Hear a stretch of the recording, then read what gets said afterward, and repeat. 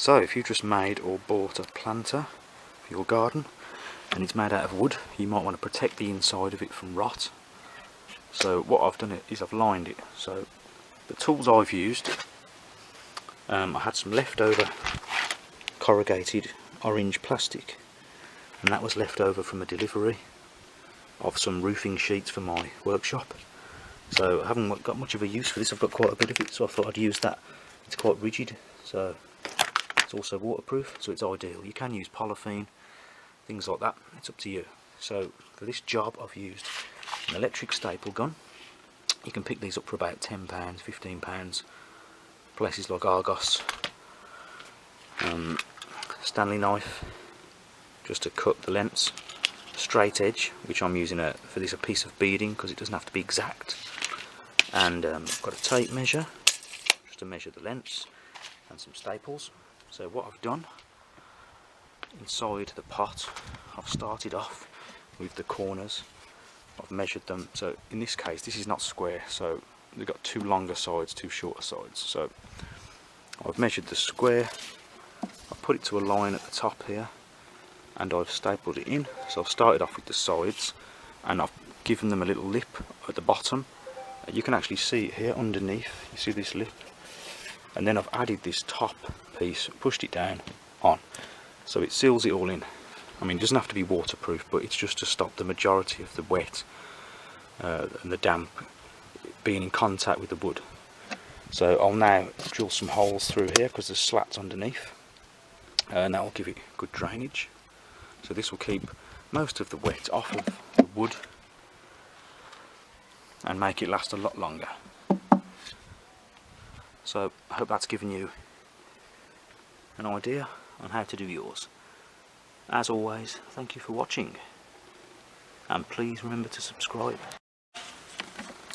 So now I'm just drilling some holes for drainage.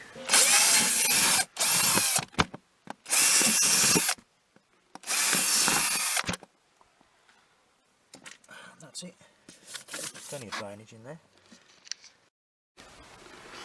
And the soil that I'm using for this pot, it's a mixture of clay soil mixed with compost, some ash from the fire, and some broken down bits of plant matter or twigs.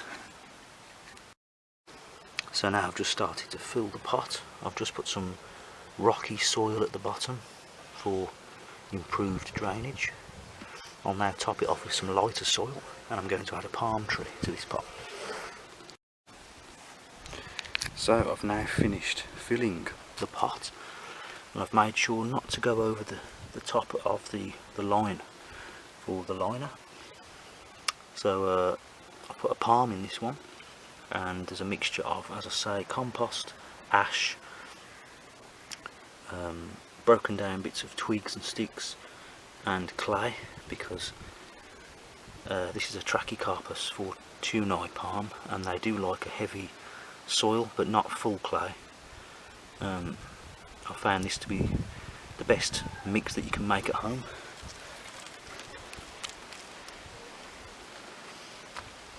So the pot is quite deep, as you can see. There's the palm. The palm looks too big for the pot, but it's a bit of an illusion because there is a lot of soil in that pot.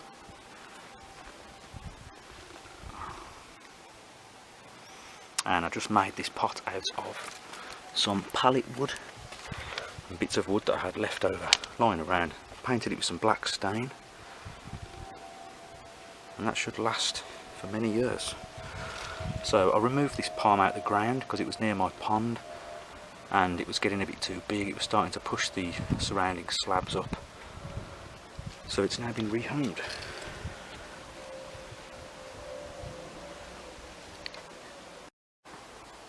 So I've just topped it off now with some slate gravel, which I made from an old piece of slate tile, just smashed it up with a hammer,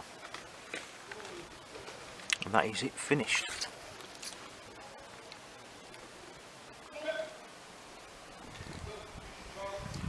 Again, thanks for watching, and please subscribe.